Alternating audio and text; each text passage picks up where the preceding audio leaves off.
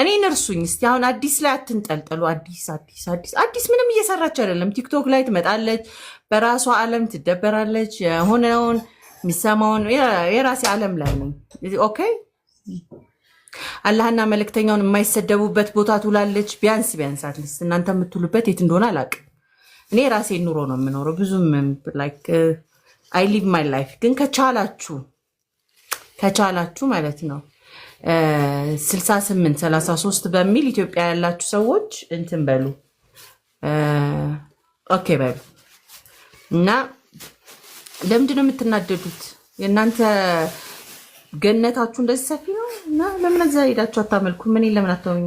ጀስት ጎ ሙቭ እና በጣም ጥሩ ስራ እየሰሩ የገረመኝ ነገር ማለት ነው አንድ ዋይዝ የሆኑ ሰው አሉ እዛ በቃ ላይክ ስብዕናቸው የሚገርም ነው። ሙስሊሞች በጣም